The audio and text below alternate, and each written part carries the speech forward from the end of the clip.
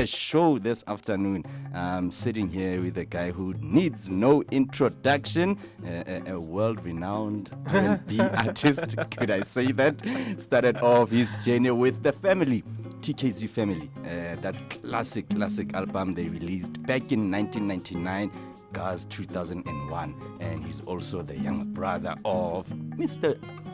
Bala. I'm sitting here with none other than Loyiso. Yes, Loyiso sir. Bala. Good afternoon Yes, to sir. you.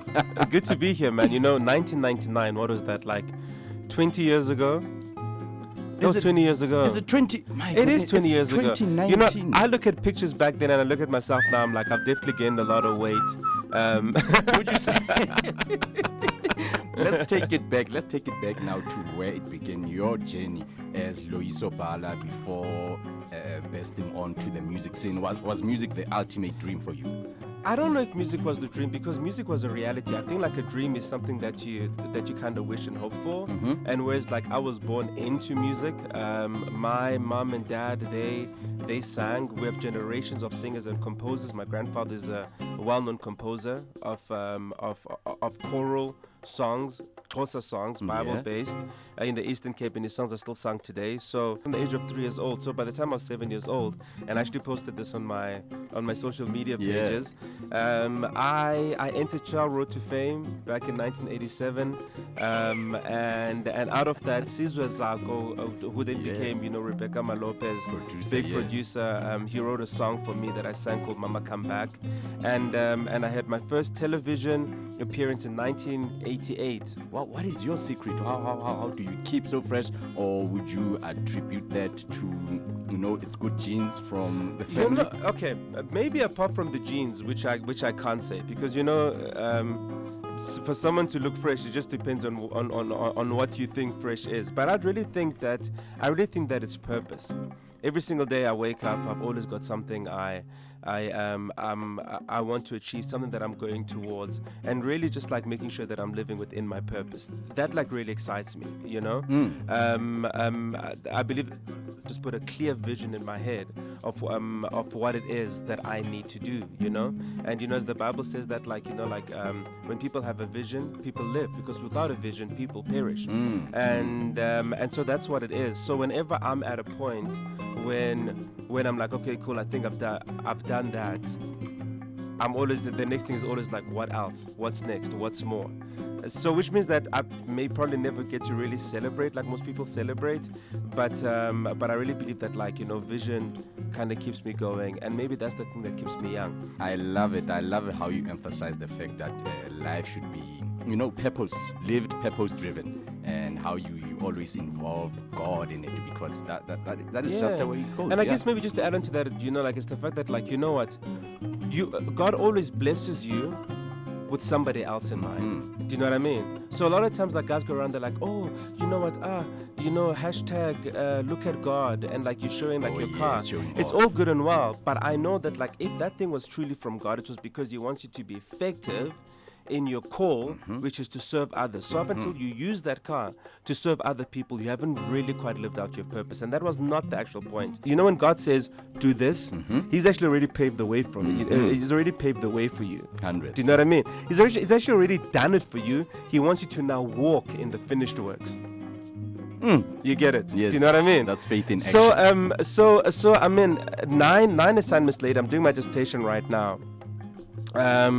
I've 8 assignments later, 6 of those I got I got a distinction. I've got a few guys who are doing the MBA that I'm tutoring. There are guys who are doing the previous course that I did, who I'm also helping out, because I think there's a teacher inside of me somewhere, and I see that God actually brought me into this so that I could. He was preparing me for this moment. And to tell you the truth, the beginning of last year, when I didn't know anything, when I didn't know that I would actually get, this job and this role at TBN, I started going to TBN. I started getting data from there. My assignments were all on TBN. So by the time I set foot in the beginning of 2019, I already knew exactly what the direction is that I should be taking, and what it is that God actually wants to do. And listen, and it's not because, and I always tell the guys that don't you ever think that it's you. Because if there was someone else in that position, God would have done exactly the same thing. Most Do def. you know what I mean? So the victory is his, but obviously, you know, the celebration is ours. Okay, Channel 343. Yeah. Okay, on DSTV.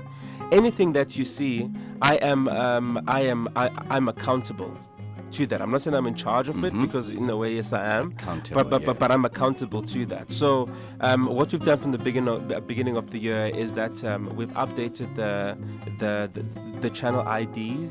So if you look like it's got more like of a, like there's a bit more African in it. The kind of music, we've updated the music. We've brought in some exciting shows. Started off with Zuri. Yeah. With Ayanda Payne right in the beginning, in the beginning of the year. So obviously because I think I'm a little biased towards music. But I'll tell you why I'm a little biased towards music, because when we did a survey, and also we did some research as well, we found that one of the top interest of our viewers, and they said listeners, of our viewers is music driven content. Yes. And there's many others under that. And so our thing is to make sure that like the programming that we create, because we're all about original programming and that's what we want to grow, has to meet the needs and the interests of our viewers. I have met in the music industry, and especially in ministry, Yeah. I have met some worshipers. I'm not going to say gospel artists, but I'm going to say worshipers, as much as the guys, a lot of the guys, they kind of cover both spectrums. You know what I mean?